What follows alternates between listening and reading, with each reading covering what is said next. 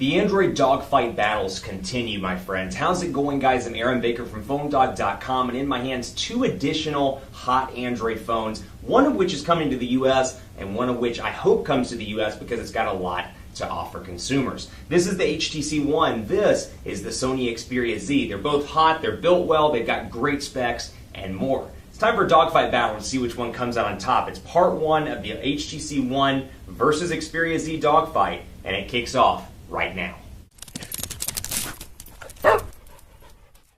The Android dogfight battles just continue, but you know what? With this HTC One being as hot as it is, and as highly touted as it is, and as excited as people are, it's important to put all these phones together in dogfight comparison so you can find out which phone is the best for you. These are 2 hot Android phones. Both are very beautiful in terms of a design as well. So if you're looking for that kind of high-end Android phone that just, doesn't just have the specs, but has the build to go with it, either one of these, the Nexus 4, as I did a couple of days ago, would highly recommend any of those from a hardware standpoint. This is the HTC One. This is the Sony Xperia Z. Both of these devices are unlocked.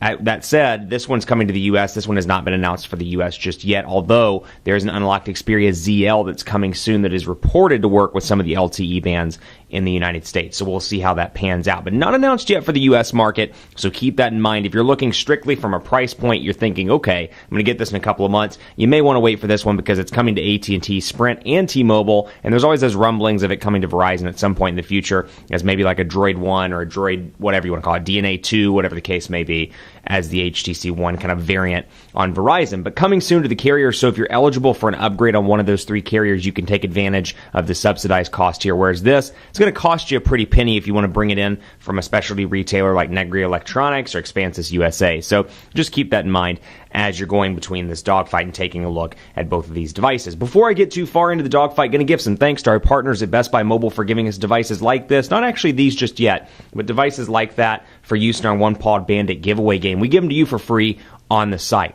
When you go into Best Buy Mobile, you'll walk out working. They'll get your widgets, your contacts, your settings, your notification settings, your blink feed settings here, all your Sony stuff set up and ready to go. So when you walk out the door, you're working, thanks to Best Buy Mobile. So back into the dogfight here. HTC One packing a 1.7 gigahertz Snapdragon 600 CPU. It's a quad-core CPU, 2 gigabytes of RAM, 32 or 64 gigabytes of internal storage, non-expandable. Comes in silver and black. It's a gorgeous device. We've talked at length about the build of this device. It is absolutely beautiful. Love the metal on the back. Love the boom sound speakers on the front. It's one of those things, like I say in previous videos, I'm kind of surprised manufacturers and OEMs in general just haven't realized this years ago. Why not put the speakers on the front? So people, when they're watching their videos or when they're listening to music, they can take advantage of the speakers on the front.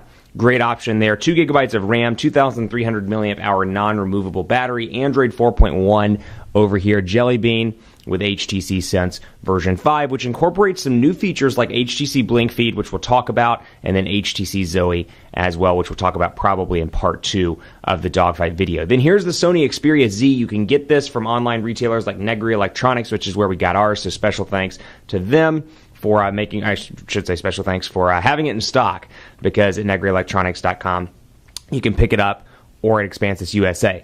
In terms of specs on the Xperia Z, you're looking at some pretty strong specifications all across the board here, including a 13.1 megapixel camera with 1080p HD video recording. It's got a 1.5 gigahertz quad-core processor, Snapdragon S4 Pro. You've got a 5-inch 1080p HD display here that's absolutely gorgeous. So keep in mind here, 4.7-inch 1080p display, 5-inch 1080p display. So just from a content viewing standpoint, it is a little bit bigger over on the Xperia Z, or Z, as the Canadians and British folk like to call it.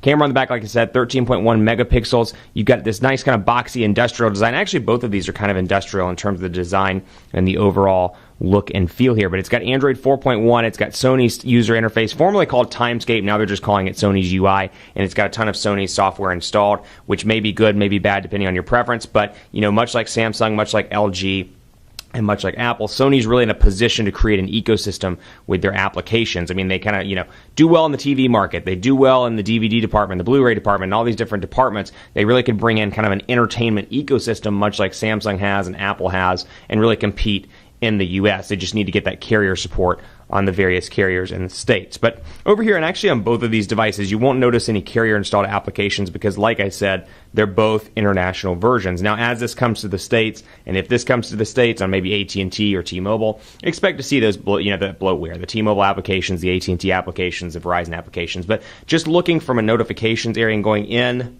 directly to the applications, you can see a distinct difference. Even though both of these are running Android 4.1, you can see how distinctly different they look in terms of the applications drawer and the applications area. You got your alphabetical order here. You can change it around, and this is different for HTC Sense 5 in general. A huge change from HTC Sense 4. It's more simplified. It's easier to navigate, and that's what HTC was going for with the One. Now, out of the box, you get the 3x3 grid.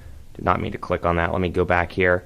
And then you can, of course, change it. 3x4 grid and change it to 4x5 if you want to, which gives you the opportunity to have more on the screen.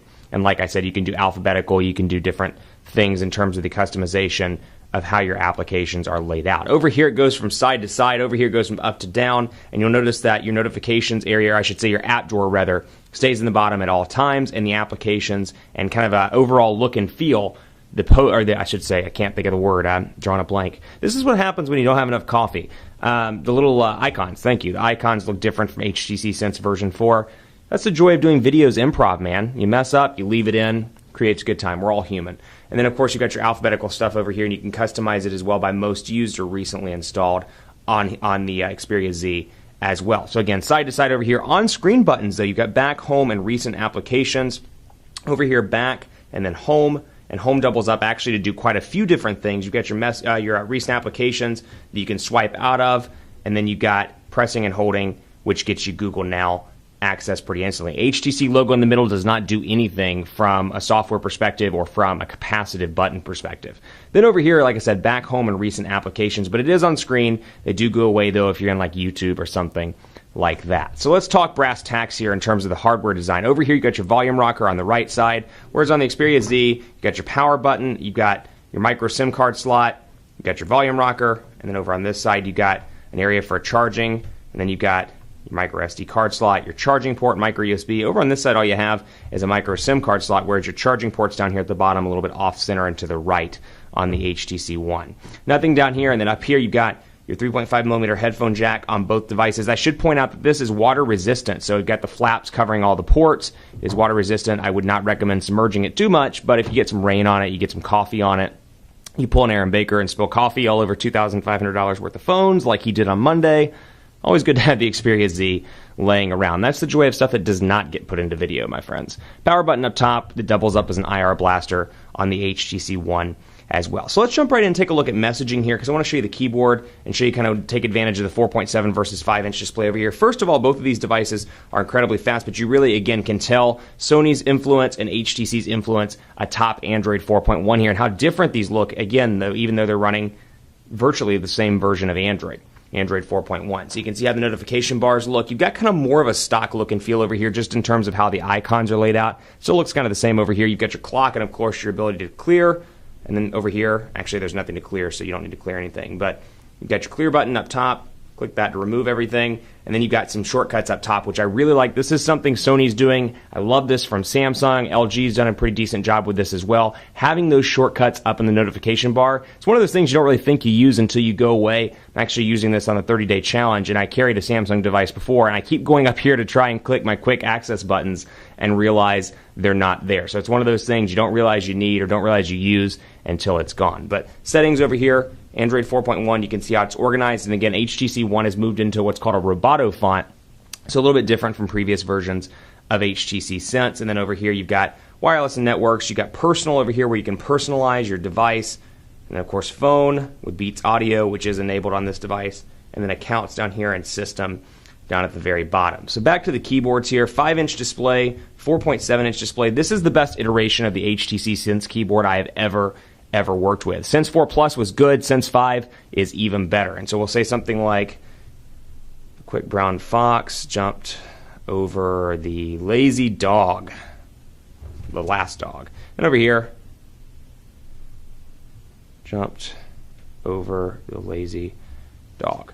And so you've got two keyboard options here. You've got Sony's Xperia keyboard, you've got HTC Sense keyboard. All you get on both of these, Google Voice typing. No swipe pre-installed, nothing else, although there are plenty of great alternatives through Google Play for free, all the way up to about $3.99 depending on how much you want to spend. I actually recommend downloading one called the Android 4.2 keyboard. It's by, I think, John T. Amey or Tanmi. And Google Play, it's free. It's a great keyboard. It's the Android 4.2 keyboard, stock, and just put it on. But this is a fantastic keyboard. Been really impressed with the HTC keyboard, and you can see how fast this device performs in day-to-day use with portrait and landscape mode. Sony's is decent. They definitely improved from previous Xperia devices, but really, in comparison to this, would prefer the HTC One.